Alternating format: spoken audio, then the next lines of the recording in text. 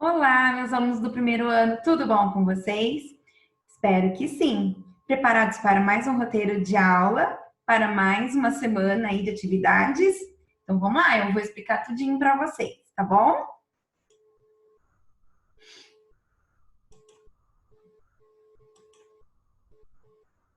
Olha aqui nosso roteiro de atividades, vamos lá. Então, o roteiro de atividades é para o terceiro bimestre, certo? Do dia 31/8 a 4/9 que está valendo, tá bom? Quais são as habilidades? Relacionar e identificar a relação entre matéria orgânica e gás oxigênio. Então, primeira coisa que vocês vão fazer, assistir ao meu vídeo explicativo, este vídeo agora que estou gravando para vocês, que daqui a pouco eu vou colocar o link aqui para vocês e entregar lá no grupo, no WhatsApp, para que vocês façam amanhã, tudo bom? Então, vamos lá. Primeiramente, nós vamos ler esse texto que vai falar sobre o esgoto, o problema do esgoto urbano, o problema de eutrofização dos rios.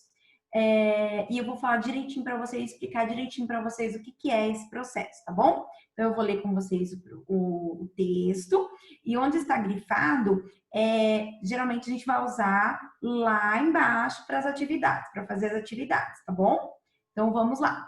Matéria orgânica é todo material de origem vegetal ou animal produzido no próprio ambiente aquático ou introduzido nele por meio de despejos ou carreamento, ou seja, pelo arraste por água de chuva. Então, a matéria orgânica é qualquer material que vem ou de vegetais ou de animal. Então, pode ser o corpo desses animais, os restos mortais deles, podem ser dejetos como urina, fezes, por exemplo, restos de plantas, todo tipo de material que provém, né, de animais ou vegetais, que é levado, então, para o meio ambiente, é deixado, introduzido no meio ambiente, principalmente nos rios, né? Então, vamos lá, vamos ver essa problemática, o que vai causar. A matéria orgânica sofre um processo de decomposição, né? Ela vai se decompor, então as bactérias vão decompor aquilo tudo, né? Aquela matéria orgânica, aquela matéria que está morta. E com relação à decomposição, então, quando as bactérias vão estar decompondo e tudo isso, vai consumir o oxigênio presente no meio ambiente, porque as bactérias, elas também necessitam do oxigênio para fazer o processo de decomposição das matérias, né, orgânicas aí. Esse processo tem sua velocidade acelerada com o aumento da temperatura, isto é, altas concentrações de matéria orgânica, sobretudo em temperaturas acima de 20 graus, irão acarretar na depleção. O que é depleção? Ou seja, na utilização do oxigênio dissolvido, podendo levar à mortandade maciça. Então, matéria orgânica, temperaturas altas, bactérias, fungos decompositores, fazendo todo o processo de decomposição, eles, na verdade, acabam, consomem todo o oxigênio que está ali dissolvido no ambiente, principalmente nos rios, levando, então, à mortandade de muitos peixes, de muitas plantas, de muitas algas que vivem neste ambiente, certo? Então, principalmente animais que vivem nesses rios, tá?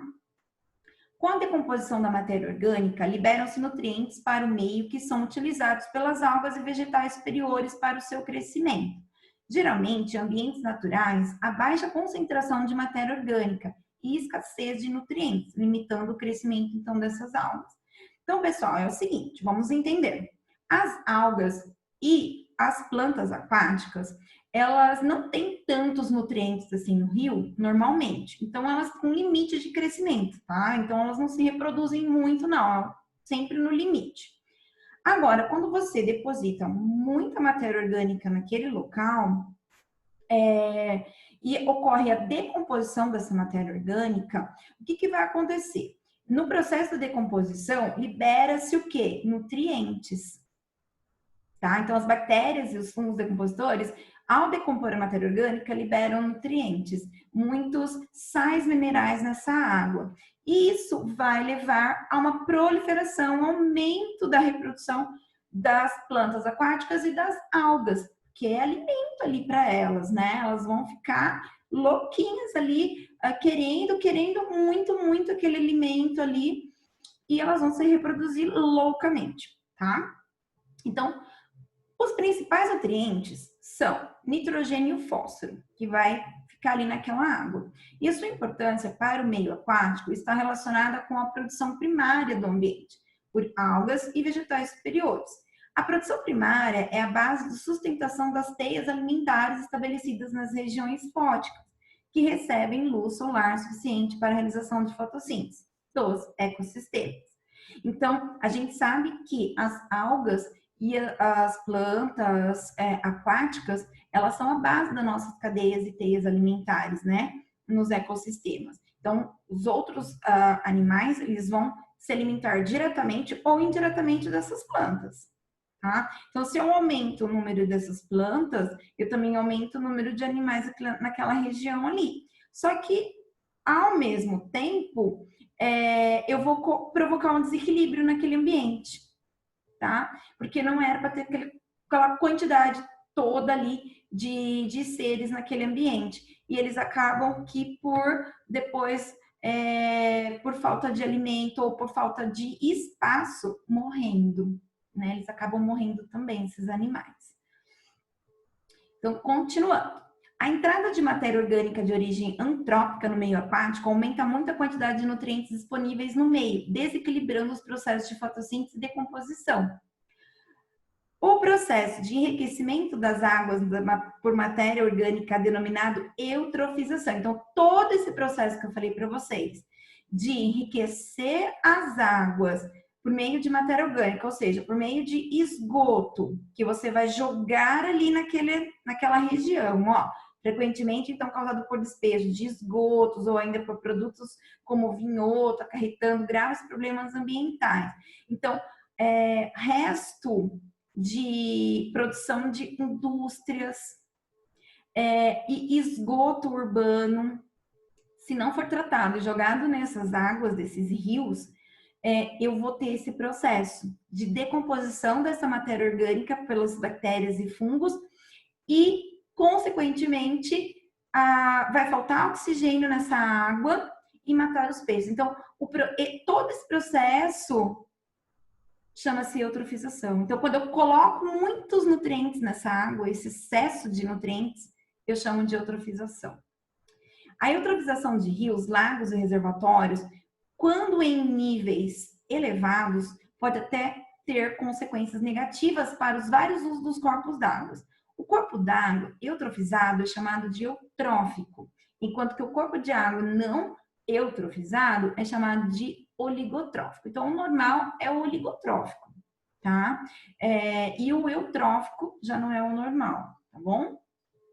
Em ambiente eutrófico, poderá ocorrer queda na concentração, então, de oxigênio dissolvido, que eu falei para vocês, excesso de água, de algas, que irá prejudicar a qualidade da água para o abastecimento, lógico, se aquela água serve, então, para abastecer alguma região, as casas das pessoas, esse excesso de algas também vai estar contaminando, porque ela vai elas podem liberar toxinas nessa água e deixar essa água imprópria para consumo humano, tá?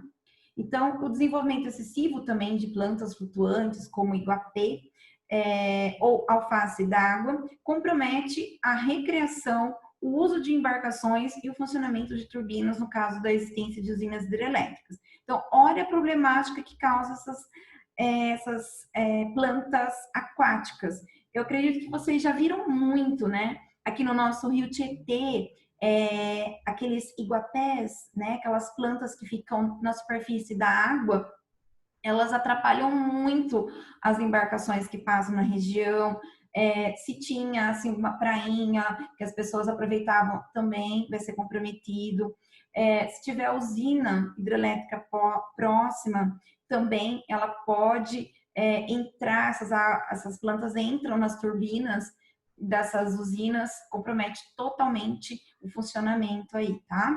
Então, olha aqui, ó, uma foto desses iguapês, ó. Tá vendo? Isso aqui parece tão bonito, né? Fala, nossa, Pro, acho tão bonito essas plantinhas lá no rio. Ai, que lindo! Quer dizer que tem muita vida, né? Tem nada, gente. O que significa poluição, tá? Então, o aumento dessas plantas aqui significa poluição. Quer dizer que tá havendo muito despejo de esgoto nessa água, aumentando a matéria orgânica, decompondo tudo isso, liberando nutrientes que são a base aí para o desenvolvimento dessas plantas aqui. Então, tudo isso significa que essa água está muito, muito contaminada por esgoto, e aí você vai começar a ver os peixes morrendo aqui, porque essas plantas e as algas também utilizam oxigênio, e acabam que por comprometer a oxigenação dessa água também, e os peixes acabam morrendo. Você vai ver um monte de peixinho morto aqui boiando perto dessas plantinhas aqui, tá? Que a gente acha bonitinho, tá bom? Então não é nada bonitinho.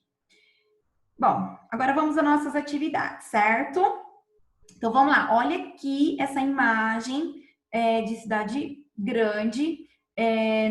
Nessas casas, pessoal, geralmente não se tem esgoto tratado. Não tem canalização de esgoto. Então, o esgoto sai por essas canaletinhas aqui, ó, das casas e acaba indo aqui, ó, para esses riozinhos aqui. E esses riozinhos depois vão para um rio maior, certo? Então, o que a imagem representa? Então, a imagem representa o quê? A poluição por esgoto urbano, né, nos rios das grandes cidades, certo? Número 2, qual a composição do esgoto? Aí vocês vão lá no texto, tá aqui, ó. Principalmente nutrientes como nitrogênio e fósforo. Mas vocês vão pesquisar aí e vão achar mais nutrientes, tá? Número 3, descreva o que acontece com o rio quando ele recebe esgoto, considerando a quantidade de oxigênio na água. Vai diminuir. Considerando os peixes que ali vivem. Se vai acabar a oxigenação da água, vai matar os peixes. Considerando as aves que utilizam o peixe. Se morrer os peixes, as aves também não vão ter o que comer. Então, elas também ou vão procurar em outro local, ou elas também vão morrer por falta de alimento. Certo? Número 4.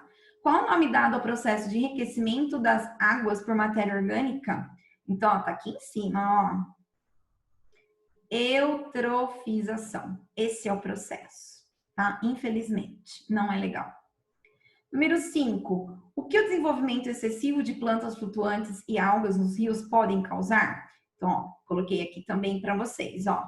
Então, as algas irão prejudicar a qualidade da água para o abastecimento e as plantas flutuantes comprometem a recreação daquele ambiente do rio ali, o uso de embarcações e o funcionamento das turbinas, no caso, se existe usinas hidrelétricas. Tudo bem, pessoal? Olha, então deixa eu explicar para vocês. Não precisa copiar os textos e nem as questões no caderno. Somente responder, coloca a data e responde, deixa aí, tá bom? Não precisa me enviar também as atividades dessa semana, não é avaliativa. Façam tudo no caderno de ciências, não, no caderno de biologia. Eu errei aqui, tá, pessoal? Depois eu vou corrigir.